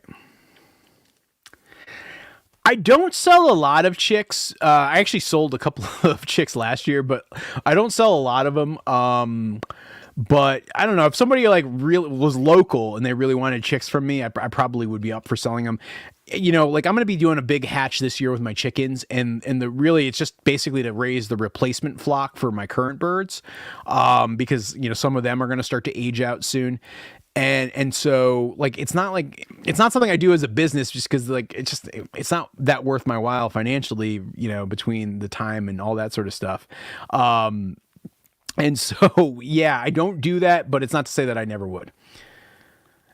Little barn cats you know what it is? So it has like a screw that's at the base of it, and I don't know, I find that like maybe every other month I have to tighten it, and like I have to go in there with like an Allen wrench and like tighten it up. And so yeah, I'm feeling it. Yeah, it's probably due. It's not bad. It's not dangerous for her. She's looking at me like, what the heck are you doing, man? But at some point I should probably do that. There's not a ton of difference. Like, I think, there's geese are meatier. Like the breasts are much bigger. There's more to the breasts. The leg and thigh portions are significantly bigger. That's the biggest difference, is just they're meatier. Also, when it comes to the ducks that I raise on the farm, I'm always just having like cull ducks as meat, like, and not call ducks, but cull, like I'm culling them out of the flock. And usually basically I'm taking my excess drakes and putting them in the freezer. And, that means that they're not meaty at all, and basically they work out best as like stewing birds. And we'll make like pulled duck is actually something I've become really good at making. Duck soup is actually outstanding. Sometimes I'll do like a roast duck, and ends up being like a meal for Allison and me, and then some leftovers. It's you can probably serve about 4 people off of one of those, and that's about it. I don't know if I hated Catholic school. I was not a fan of it. It was interesting. I learned a lot. I mean, look, like, I think it was actually a formative experience for me. But I wouldn't say I hated it. I also would not say I loved it either. So yeah. Oh, you were in Newington. Okay. Yeah. No, I'm very familiar with Newington. I went on my first date when I was 13 years old at the Chuck E. Cheese in Newington. There you go. Berlin Turnpike, my friends.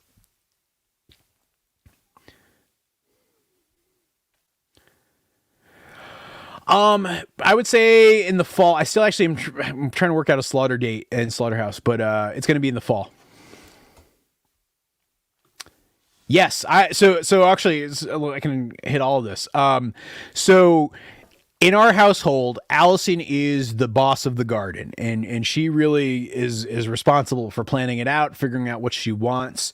But she does go to Morgan's seedling starting company to get her seedlings, and so she basically will come to me with like a list of saying, "Hey, here's what I want," and the number of plants that she wants, and then I usually try to do like twice that, just in case things don't pan out. And if we have extras, we give them to friends. It's all good. It's so much easier to just start way more seedlings than you need than to like be short on seedlings and then you have to go buy them. And so I start them here inside the house. I usually do it in like late March-ish, because by that point, like, you don't want to be too early, but at the same time, we got to give them a lot of time to grow. And, our frost date is very late relative to a lot of other parts of the country. And so yeah, I'm usually starting the first waves of seedlings in early March, or I'm sorry, late March. It times out pretty closely with my hatching season. There's like this, particularly like April and in May is this period where there's like a lot of things happening indoors relative to like, creating new life on the farm for the summer.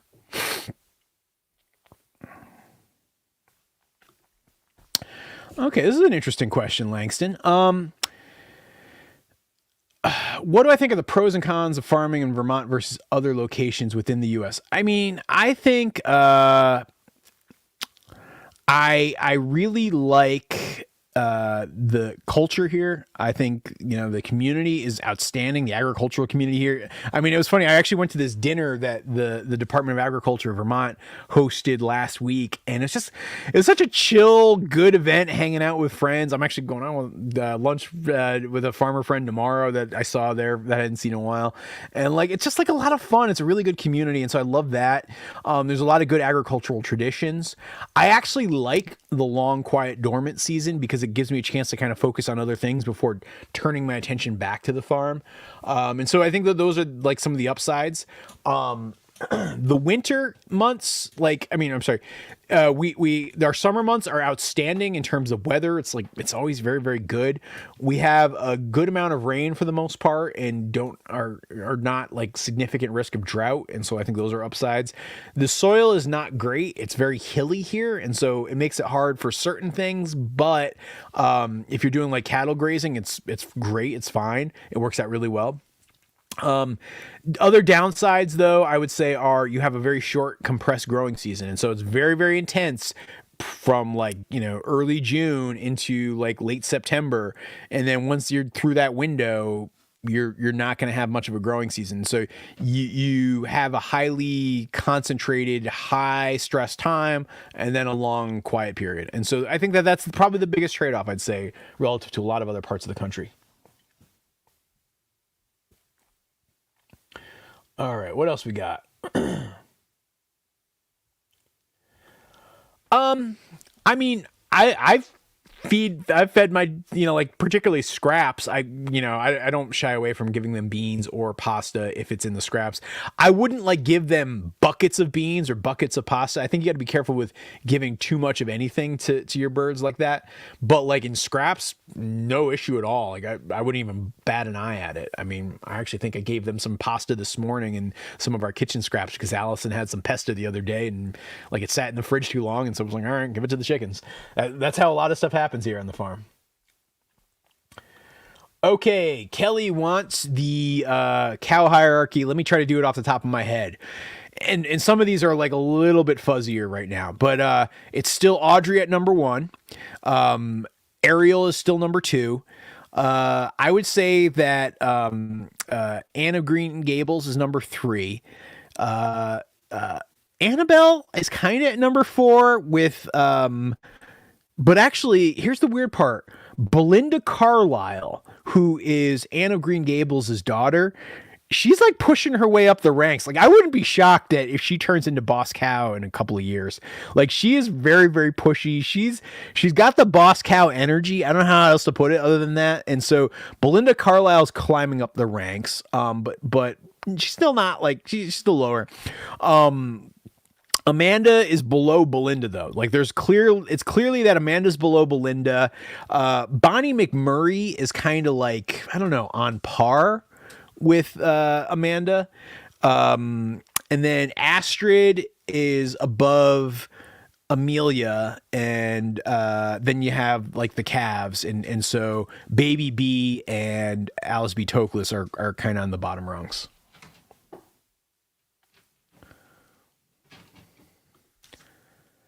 Oh, Debbie, you blew your chance. I didn't even see your question. I'm sorry. All right. Yeah, I'm sorry. Yeah, if you ask it again, Debbie, I'll try to see if I can see it. Do you ever plan on getting different breeds? You know, like I said, the Charolais are kind of the one I'm toying with right now.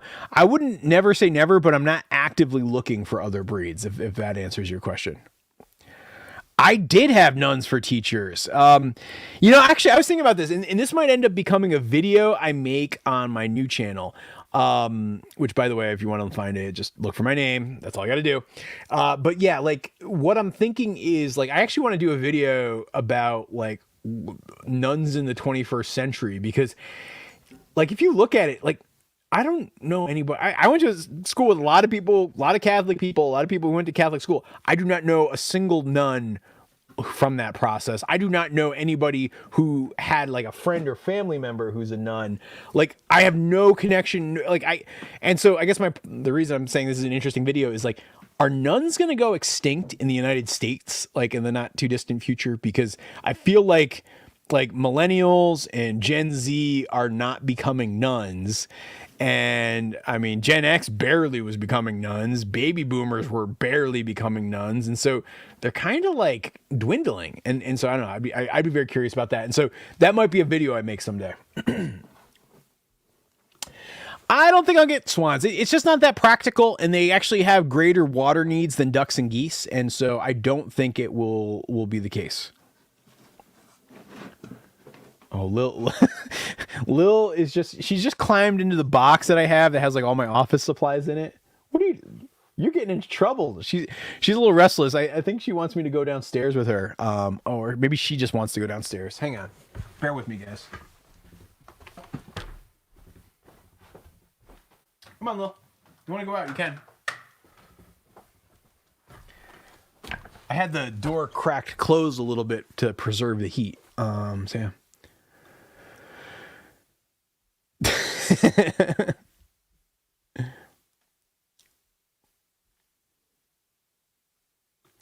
What is the worst thing I've ever smelled? Oh, I know what it is. Okay. And it has nothing to do with the farm. So, I once had like a canned protein shake, and it was like in the trunk of my car. And I parked my car at long-term parking in the airport. And it was like the summer, like it was like in like July or August. And I went on a trip it was like 10 days or 11 days. And when I came back to get into my car, it was the worst smell I've ever smelled. It was like a dead body in there, because apparently somehow the can of protein shake exploded and went all over the inside of the trunk, and it was disgusting. I don't think I ever really got the smell out. Like I got it detailed, I cleaned, I scrubbed, I replaced stuff, and it still stunk. It's funny, I was dating Allison at the time, and she used to call it garbage barge because it just was such a smelly car after that event, and that was the worst smell ever. I don't watch motorsports. Like I said, I love, my two favorite sports to watch are hockey and baseball by far. And so the Red Sox and the Washington Capitals, like I love watching either of them. And it's just, I can just watch a game and just chill out and relax. And it's just very peaceful to me, and I enjoy it. And so, yeah, that would be like my favorites. I'm a really big fan of basketball. Football, like I said, I'm kind of cooling on. But yeah, I don't like NASCAR. I don't like F1.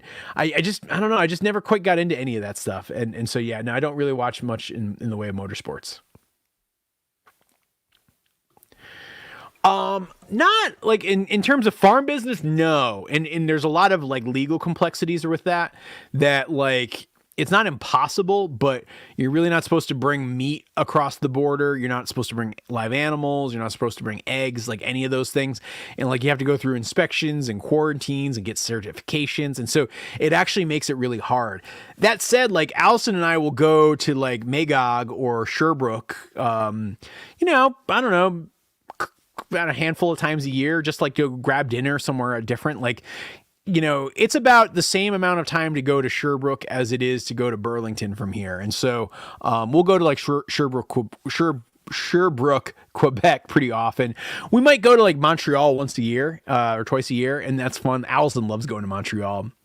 And Montreal is about as far as Boston is from here too. So like if we want to go to a big city, it's not a bad option.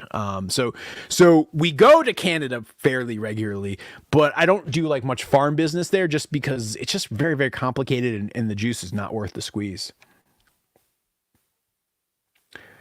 Oh, Barbara, good to see you. I am so glad you were here. Like, yeah, it was a lot of fun. Like I said, it was so much fun just hanging out with folks at the signing. It was because, like I said, it was just really chill. We were just in the Peacham Cafe. Just, I would most equate it to, it was like a book club, and like we were just talking about the book, and like folks had questions like some of the questions you guys have been asking about the farm, and it was a lot of fun.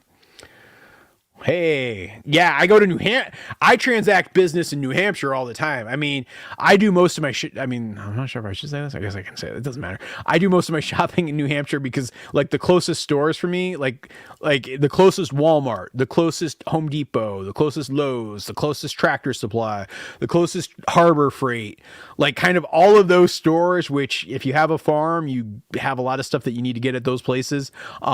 They're all just over the border in Littleton, and that's like a 30-minute ride for me. And so that, yeah, I go to New Hampshire all the time, Casey.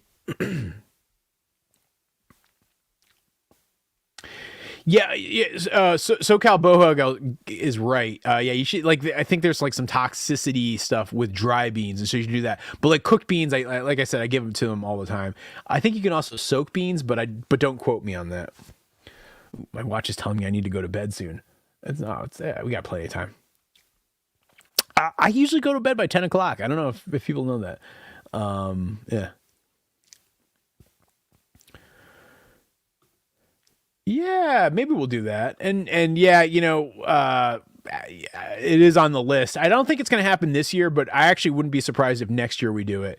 But even then, I'd probably still start the seeds in our guest bathroom, because I have this rack, and it's just super easy to start them in there. And so, yeah.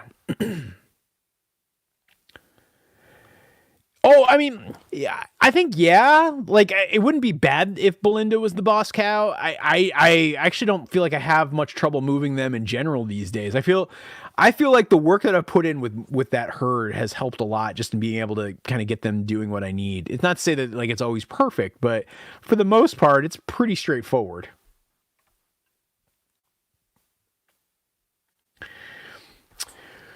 So I don't think I would. So the question is, I know some folks are saying, "Hey, they're just listening, so they want me to read the question." So with 25 cows, would I have two herds? I wouldn't necessarily have two herds, but I would split them apart for different times and different reasons. And so if I was up to 25 cows, I would probably have two bulls, and I would separate them, because then I can kind of like keep heifers longer. And so, like, for example, the heifer calves that I have born on the farm this year, I'll probably actually try to trade or sell to somebody so that I can get calves to my animals. Just so that like Macho Man can keep putting in the work. And so like that would be sort of how I would think about things right now. But if I had two herds, I could kind of do it. And like, I wouldn't be opposed to breeding like, second cousins or that sort of thing. And so, like if you kind of go back and forth a couple of generations, you can start to like keep your cattle on your farm their entire lives and have decent enough genetic diversity. Sorry, so this is a little bit of a myth, William, and I want to correct this. I actually don't have any problems with my neighbors. My neighbors are great, awesome people. I really love all of them and feel very grateful for, like, if I think about my whole border, like all the folks around. I've had problems with some folks who are from the next county over who come to this county to hunt. That I've had problems with, and I don't know. I haven't had big issues lately, but I also don't even really want to talk about it right now because there's some stuff going on. But yeah, there you go. Mindy, I'm definitely taking. I'm taking questions for both YouTube and Facebook. Unfortunately, it doesn't look like Instagram's working right now. Oh, thank you. And yes, as Copper Kettle, by the way, also one of our awesome moderators. Copper Kettle Farms, definitely check them out. No, Brian, we won't be adding flamingos to our farm in Vermont. Occasionally, and like I actually wish I went back more, but it's always just hard to go to the farm. And so usually, because I still like my sister and brother-in-law and my mother, both of Allison's parents, they all live like in the greater Hartford area. And so like I've got a lot of relatives down there. I've still got a lot of friends down there. Like some of my best friends still live in like the greater Hartford area. And but I just don't get down there much because it's hard to leave the farm. And so usually when people visit, they're actually coming up here because number one, it's kind of fun to come up here. Number two, we have the space. And then number three, it means I don't have to like kind of deal with having to get farm sitters and cover, so I can stay up here. I wish, it's funny. She went downstairs. I think she's hanging out in her litter box, but yeah, I wish she would bring me some Benadryl right now. Of course, if I take Benadryl, it knocks me out. And so if I took a Benadryl right now, I would probably be down for the count in about 20-25 minutes. It is the worst smell. It is so bad.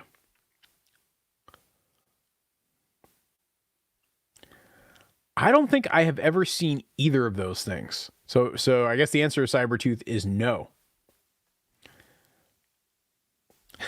The dead car smell, exactly. What do we eat most? I mean, it's funny, it's been a very long time that we have not, I mean, we don't really eat meat from anywhere other than either our farm or a few of our friends' farms. So that's number one. Like, let's see. I do most of the cooking. I probably do about 90% of the cooking in our household. Common meals we actually did burgers tonight. Burgers and salad. That's very common meals that we have. Like I'll do like roasts. Like I did last night, I did roast beef, and I have this whole method of making roast beef and then like slicing it, and then like we have like a couple pound roast in the fridge. You can make it into all sorts of stuff. I did pork chops the other night. Stir fries. I do a lot of stir fries.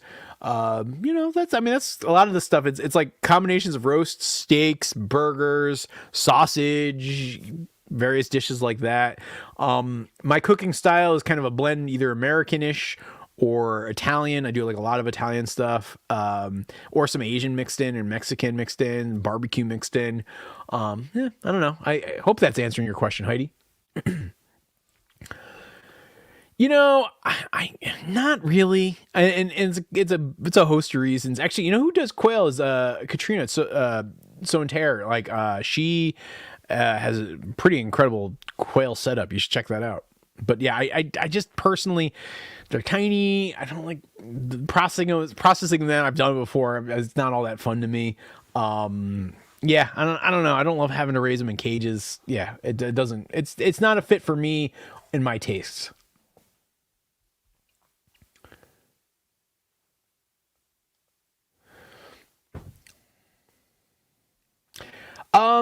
So a couple places. I actually get a lot of my seeds from High Mowing Organic. They're a seed company here in Vermont. They're, I don't know, probably about half hour, 45 minutes from the farm. And so that's where we get most of our seeds from.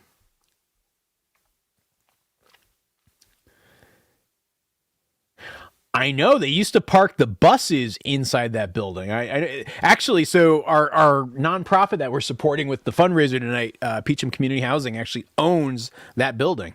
But yeah, I do know that. 25,000 gross last year. What's the plan to make the year more productive? You know what? I'm not necessarily trying. I think this is and I know I've talked about this in videos, but like I think sometimes there's such a pressure to like keep doing more, keep getting bigger, when I don't necessarily like feel driven to. I don't know. That might be a very unsatisfying answer to you, Dewey. But I think the biggest shift, and this will bring up my gross for sure, is if we're doing the pigs in the mix. Like that in and of itself is going to significantly up both our income as well as our gross revenue numbers. And so that's the answer to your question, but I caution the mentality of saying, hey, what are you going to do to be even more productive? Like I'm feeling like it's keep going at a good, healthy pace is really the objective I'm shooting for. My neighbor with the solar panels is awesome. I absolutely love him. I feel so lucky to have him as a neighbor. So we don't have a generator. We actually have Tesla power walls down in our basement. And so we have two Tesla power walls. And so like if the power goes out, we rely on that battery that's kind of like charged. It's almost like if you have like a power bank for your phone, it kind of operates on the same principle. And so when I was looking at installing a generator, I looked at the power walls, and it actually made more sense, and it had a lot less of the drawbacks that generators have, and so that's why we went that way. So no I mean, I shouldn't say I have a small generator out in the barn that's like, can be used in various circumstances. I also have actually a power battery that I did for a sponsorship a couple of years ago. That's also super useful, but they're small scale. On a household scale, we have the power walls.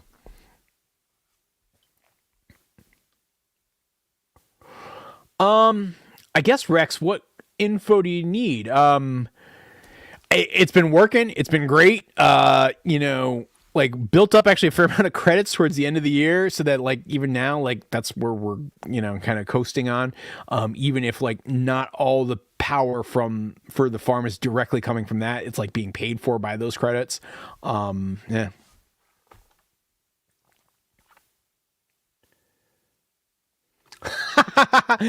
Okay, this is actually an Allison question, because Allison is obsessed with dinosaurs. I don't know if you guys know. I guess you might have seen like in the video where I was making her a dinosaur cake for her birthday. My favorite dinosaur would probably be the Triceratops. I just kind of like their vibe. I like how they're kind of tough and rugged, but at the same time, they're relatively chill herbivores. And so I guess, I mean, they're not that different than Highland cattle if I really think about it, right? And so yeah, that's my favorite dinosaur, is the Triceratops. Karen, we are not horse people. I mean, actually, I don't know. I'm gonna say Allison's not a horse person. I'm definitely not a horse person. Like you'll never. I love my e-bike. I love the e-bike to get around, but not horses. They will look like shaggy-ish, whitish cattle is what I would expect the Charolais Highland Cross to look like. And then the horns, it's like a flip of the coin, basically, genetically. And so they might have horns, they might not. And so we won't have those answers until, I don't know, I'd say the fall of 2025 is when you'll start to see that on the farm. No, Ken, I was born and raised in like central Connecticut. And so I grew up in central Connecticut. I went to college in Boston. Then I lived like in Hartford proper for a number of years, like in my 20s. And then by the time I was 30, I actually moved to New York to take a job.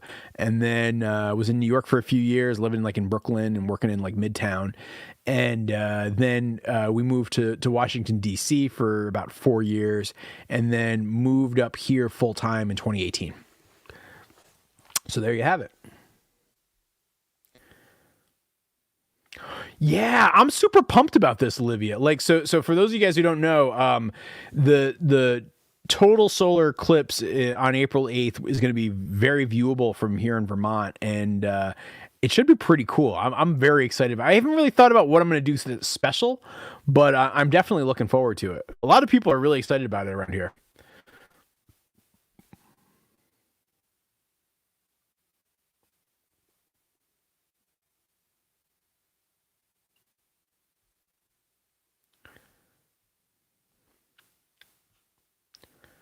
Okay, all right. Have you checked with the vet schools? Yeah, I've looked around. It's actually hard, and the answer is because like there's some practicing restrictions too. There are a couple vet students though that might end up helping out here, but nothing official.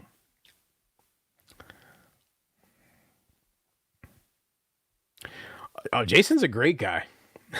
Yeah, no, I love Cocktail. Cool. Jason and Jason, he's just like a really good person. So yeah, no, I second that motion. I don't need reading grass yet. Reading glasses, you mean? No, I actually have very good eyesight. I feel very lucky about that. As I'm in my, let's see.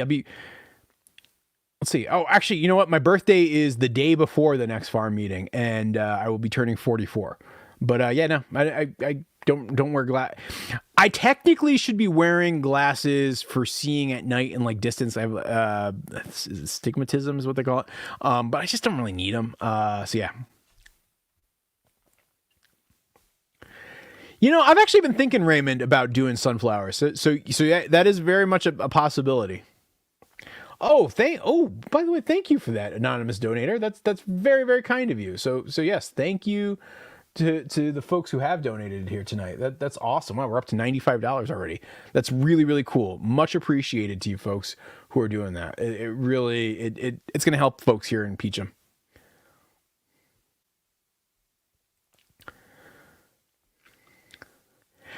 I've used Hudson Valley a couple of times. I nothing against it. I kind of have like a preference for high mowing organic, just because they are essentially an organic seed company who's local, like right here. Like I said, like half hour, 45 minutes away. So it's nothing against others. I kind of gravitate to high mowing organic. But yeah, no, I have used Hudson before. Yeah. Have I ever traveled to Texas before? If so, what part? Howdy from deep in the heart of Texas near Waco. I'm currently feeling the SpaceX rocket engines getting ready to test the McGregor facility.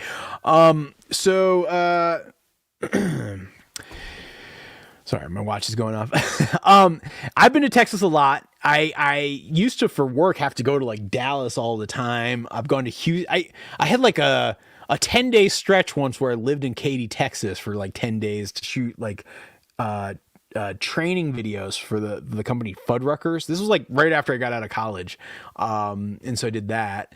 I have lots of friends in Austin. I had a lot of friends in Austin, especially like go back 10 years ago. And so I used to actually go to Austin like once a year. There's a good couple year stretch where I was doing that.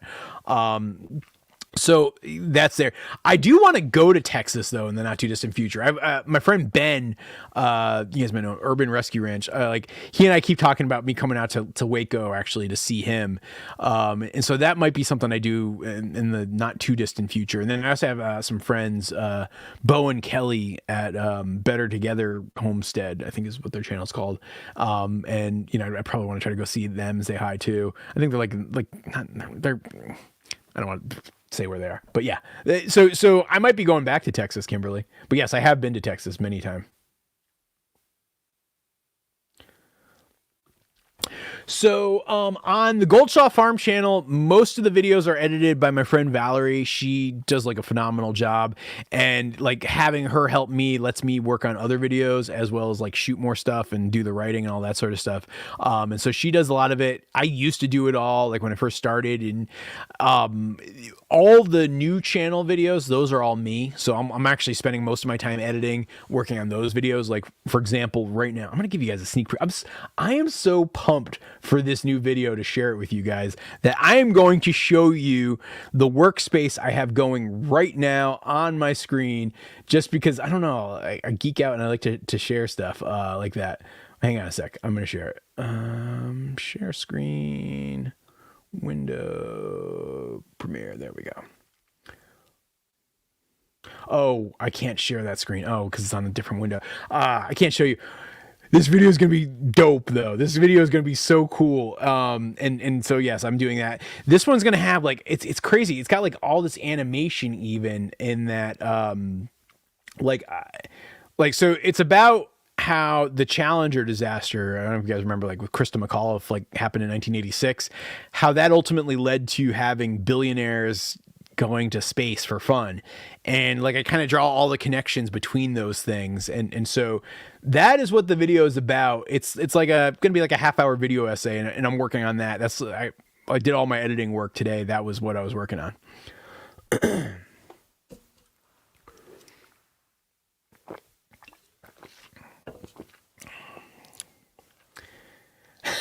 No, I'm not a cat person either, but I'm definitely not a horse person. Like, we're just not gonna have horses. I'm just telling you guys. I'm calling it right now.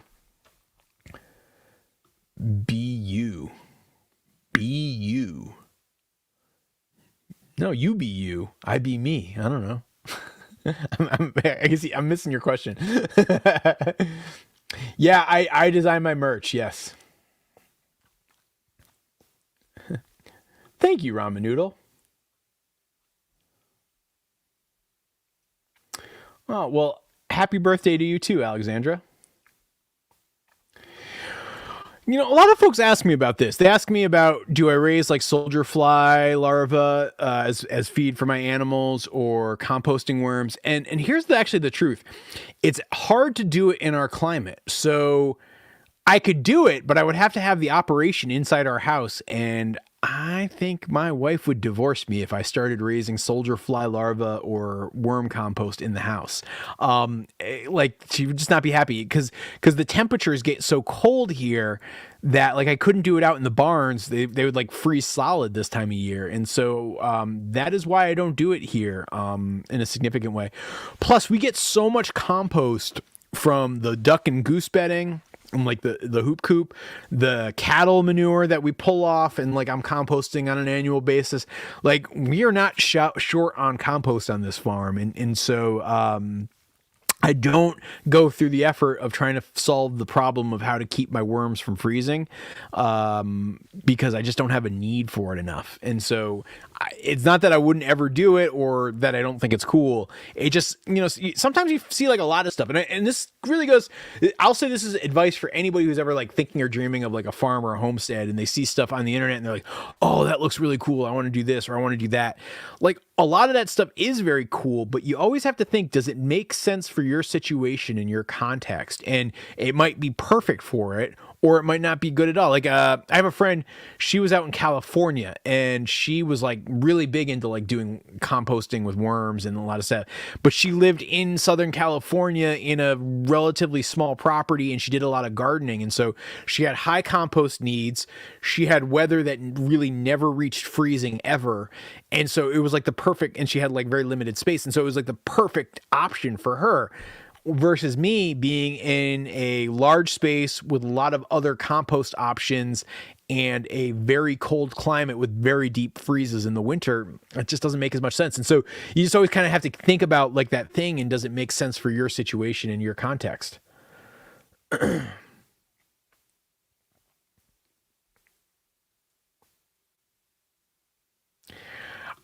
Dude, so a Missouri trip, it's funny.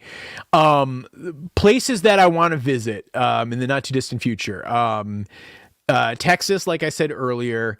I probably will do another trip down to the Carolinas. I've got friends in North Carolina and South Carolina that I'd probably like to visit. And so that's definitely something on the horizon. And then Missouri. Yeah, I would totally go out to Missouri, man. Yeah, I got other friends out there too. And so, yeah, I would definitely do that. I know. RIP Big Ounce. I don't know. We might. That's a good question, right? Maybe we will. Next time I talk to her, I'll ask. Like, we might do another podcast episode or something. Those are always fun. Like, just we have very good conversations, and just I got so much respect for her, and just such a smart, great lady. So yeah. Oh, thank you for the another anonymous donation. Thank you guys. This is awesome. Wow, we're $130. That's amazing. That's great.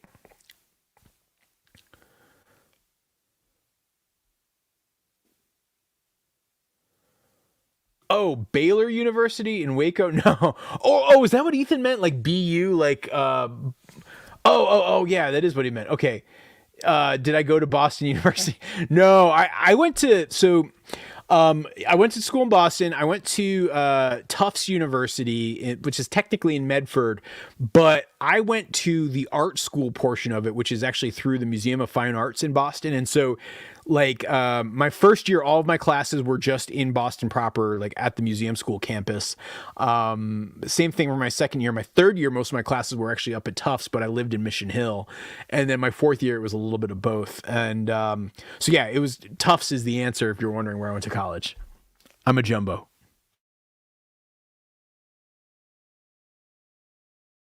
No, okay, all right. This is a good one. Dark. Whoop, whoop, I made it go away. This is a good one. I don't regret sharing it. So I've joked about this that by sharing how I grow my seedlings, like it creates more competition and like particularly for like seed prices have gone through the roof.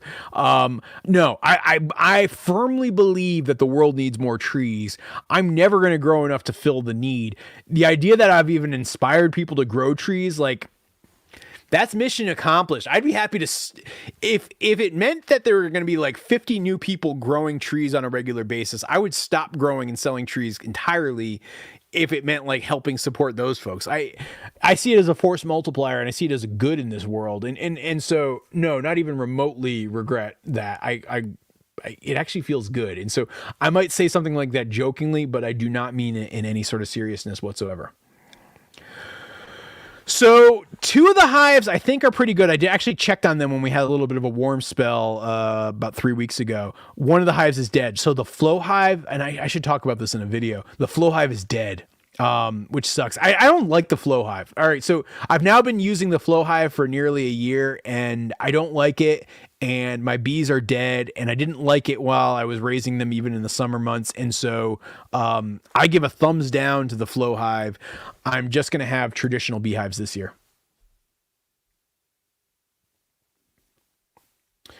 All right. I'm starting to lose my voice, and I can feel a sneezing attack coming on. So yeah, there you go. I agree. I think it's a great school.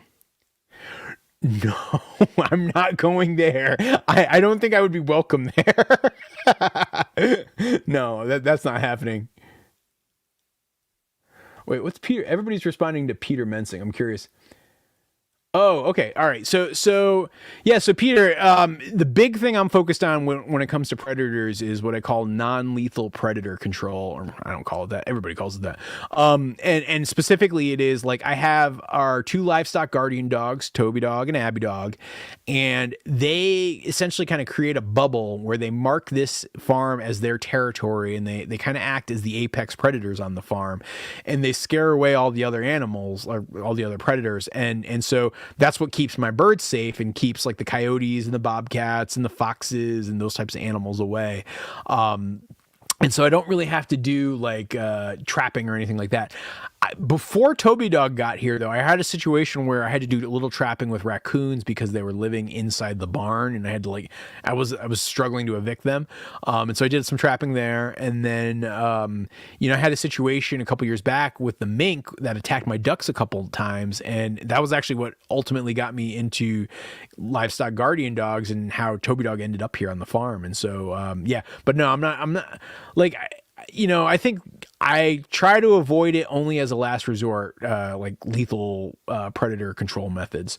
The other thing, actually, I think that's worth talking about when it comes to predator control is like the barn cats surprisingly do an important role in keeping the predators away too, because things like mice and rodents are going to attract coyotes and foxes and bobcats. And so by having the barn cats keeping those populations limited, it's limiting the interest of predators coming into this area, which also helps protect it. Now, it doesn't nearly do as big a job as the dogs do, but it helps.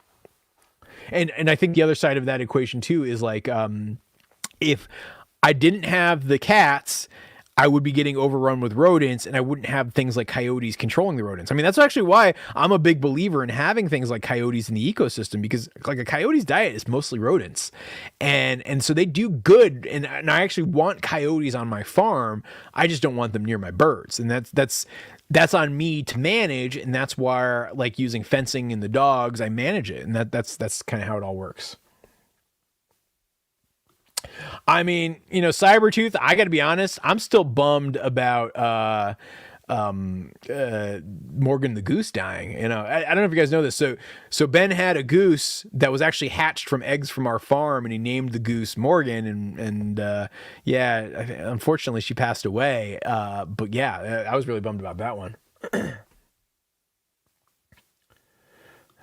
I mean, I'm not starting it. Oh wow, Cybertooth's getting all the questions today. I'm not starting a Team Trees, but I'm very supportive of that type of work. The world needs more trees. Any tips for telling the cows apart? I mean, I just look at them and see that they look different. Yeah, I mean, some of it's coloring, some of it's behavior, but all of them. I don't use the ear tag to tell their like the number on their ear tag to tell the difference. It's entirely based on just what they look like, and like there might be times like from a distance, like I squinting to say, hey, is that Joey Ramone or Macho Man? But other than that, like I don't confuse really any of them.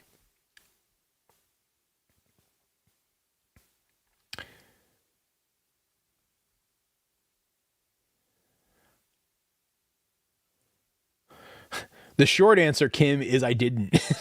I'm actually got to figure out what I'm going to do for this year.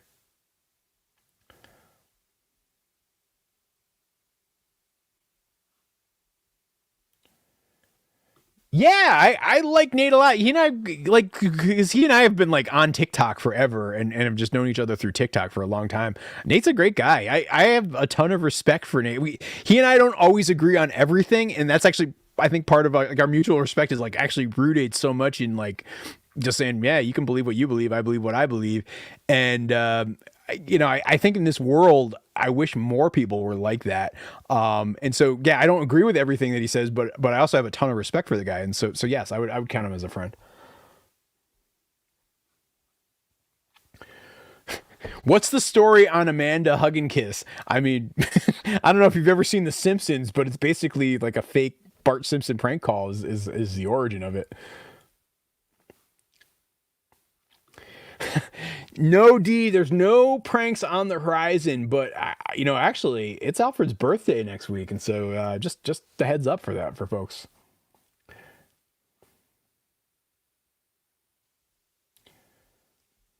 Okay, all right. This is going to be the last question here from Kiwi Pony. Will we ever get new shepherd dogs like a border collie or Aussie? And so before I answer this question, I do want to say shout out and thank you to all the moderators. So Danny from Wicked Awesome Gardening, Ethan from 180 Degrees, Katrina from Sow and Tear, Crystal from Copper Kettle, Jack from the Mindful Homestead. Just everybody's been hanging out here tonight. So shout out and thank you to all those guys because and please guys go check out their channels, give them support, some love, particularly when you're channel trying to get stuff going. Finding their channel through our channel, I'd love to be able to help them. So I want to just say that shout out before I answer this question. Now to answer this question, someday. I actually think that in the next couple of years, I will end up getting a herding dog. I'm not exactly sure the breed. I think English Shepherd is actually one option. A Australian Shepherd would be another option. A Border Collie would be another option. Like kind of, it would be in that category of dog. Corgi, actually, surprisingly, laughingly, a corgi could actually be in the mix too. The primary goal having an animal to help me with moving cattle, but then also ducks and geese to a certain extent as well. A rough collie maybe. Not an old English sheepdog, no. Like an English Shepherd they're actually very common around here. I've got a lot of friends who have them, and so like kind of almost think of it as a cousin of like the Australian Shepherd. Those would be the dogs that I would consider, and it'll be it'll happen. I actually think I can say with certainty that it'll happen in the next couple of years. It's not happening this year, so please don't get your hopes up. Start asking me 15 million times, but it will happen eventually. So yeah. And guys, that's what I got. I will be back again the first Wednesday of next month. It'll be March 6th, I believe. Like I said, the day after my birthday. And yeah, until then, I got new videos coming out tomorrow. It's going to be a 360 tour. Next week, there's going to be some fun things like answering the question, how many calories did my farm produce? And I'm going to just do a commercial for myself here. If you want to check out the new YouTube channel, it's just Morgan Gold. You can just search for it in YouTube for Morgan Gold. Also, though, just know that I'm not going to post the link because of algorithmic reasons. I don't intentionally want to post the link, but I will screen share it here with you guys just to show you kind of the type of stuff that goes on over at Morgan Gold. It's, yeah, stories told is kind of the idea behind it. And it's just like a lot of, I'm doing a lot of short videos that are kind of just weird, interesting stuff. The longer videos are things like, you know, kind of like video essays. I've got some interviews. I actually made this really intense video about how shopping got so horrible, alpaca, multi-level marketing schemes, the beavers, like all of it. You should check it out. It's a lot of fun. I think you guys might like it. And yeah, that's what I got. And I'll be back soon. And I hope everybody has a wonderful night. And thanks for hanging out.